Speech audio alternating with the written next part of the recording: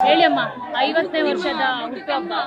50ನೇ ವರ್ಷದ ಹುಟ್ಟುಹಬ್ಬ ಇದ್ದಿದ್ರೆ ನೀವು ಎಷ್ಟು ಸೂಪರ್ ಆಗಿ ಸೆಲೆಬ್ರೇಟ್ ಮಾಡ್ತಿದ್ರು. ಅದು ಫುಲ್ ಚೆನ್ನಾಗಿ ಮಾಡ್ತಿದ್ದಾರೆ ಅಭಿಮಾನಿಗಳು. ಅಪ್ಪುಗೆ 50 ವರ್ಷದ ಹುಟ್ಟುಹಬ್ಬದ ಶುಭಾಶಯಗಳು. ಮೊದಲು ಅಪ್ಪುಗೆ ಶುಭಾಶಯಗಳು, ಆಮೇಲೆ ನಿಮಗೆಲ್ಲ ಅಪ್ಪು ಹುಟ್ಟುಹಬ್ಬದ ಶುಭಾಶಯಗಳು. ಅವ್ನು ನಿದ್ದೆ ಮಾಡಿದ್ರೆ ಇನ್ನೂ ಖುಷಿಯಾಗಿರ್ತಾ ಇತ್ತು. ಆದರೂ ಅದ್ರ ಹತ್ರಷ್ಟು ನೀವು ಅದನ್ನ ನಡೆಸ್ತಾ ಇದ್ದೀರಾ, ಅದರಿಂದ ತುಂಬ ಖುಷಿ ಆಗ್ತದೆ. ಪ್ರತಿ ಹುಟ್ಟುಹಬ್ಬಕ್ಕೆ ನೀವು ಸಾಕಷ್ಟು ಬಾರಿ ಅವ್ರಿಗೆ ಏನು ಇಷ್ಟನೋ ಅದೆಲ್ಲ ಮಾಡ್ತಿದ್ರು. ಅಪ್ಪ ಅಮ್ಮನ ಫೇವ್ರೇಟ್ ಜೊತೆಗೆ ನಿಮ್ಮ ಮುದ್ದಿನ ತಮ್ಮ ಅದರದ್ದೆಲ್ಲ ನೆನಪು. ನಾನು ಅವನ ಜೊತೆ ತುಂಬ ಶೂಟಿಂಗ್ಗಳು ಹೋಗಿದ್ದೀನಿ ಜೊತೆಗೆ.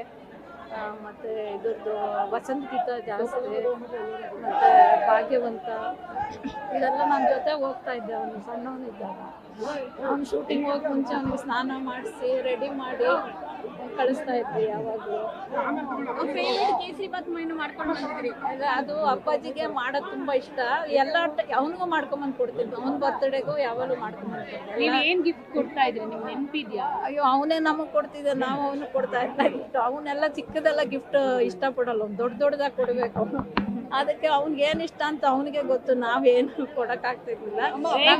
ಆ ಥರ ಏನಾದ್ರು ಮಾಡಿದ್ದೀರಾ? ಗಿಫ್ಟ್ ಕೊಟ್ಟು ಗಿಫ್ಟ್ ಬೇಕು ಅಂತ ಈ ಥರ ರೇಟ್ಸಿರೋದು? ಇಲ್ಲ, ಅವ್ನು ಕೇಳಲ್ಲ, ಅವನೇ ಕೇಳ್ತಾನೆ. ನಿಮ್ಗೆ ಏನು ಬೇಕು ನಾನೇ ತಗೊಡ್ತೀನಿ. ಅವ್ನು ಯಾವತ್ತೂ ಗಿಫ್ಟ್ ಕೇಳಿಲ್ಲ. ಅವನ ಜೊತೆ ಹುಟ್ಟಿರೋದೇ ನಮ್ಗೆ ದೊಡ್ಡ ಗಿಫ್ಟ್.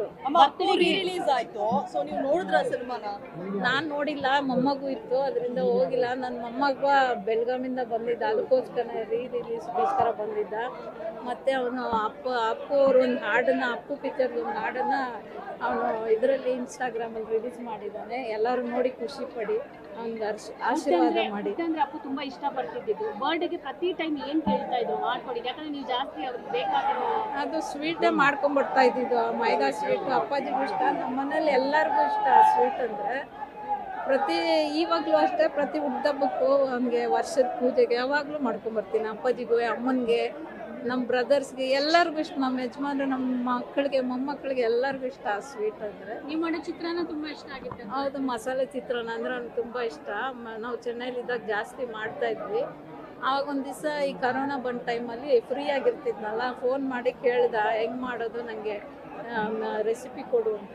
ಸೊ ಎಲ್ಲ ಹೇಳಿದ್ದೆ ನಾನು, ಎಲ್ಲ ಹೇಳಿದ್ದು ಅದ್ರ ಪ್ರಕಾರ ಮಾಡಿ ಒಂದು ದಿವಸ ಫೋನ್ ಮಾಡಿದ್ದ. ತುಂಬ ಚೆನ್ನಾಗಿ ಬಂದಿತ್ತು, ನಿಮ್ಮನೆಗೂ ಮಾಡಿ ಕಳಿಸ್ತೀನಿ ಒಂದು ದಿವಸ ಅಂತ ಹೇಳಿದ್ದೆ. ಈ ಟೈಮಲ್ಲಿ ಎಷ್ಟು ಮಿಸ್ ಮಾಡ್ಕೊತಿದ್ದೀರಾ ಅಪ್ಪನ? ತುಂಬಾ ಮಿಸ್ ಮಾಡ್ಕೊತಾ ಇದ್ದೀನಿ ನಾನು. ಎಷ್ಟು ಅಂತ ಹೇಳೋಕ್ಕಾಗೋದಿಲ್ಲ ಅದನ್ನು.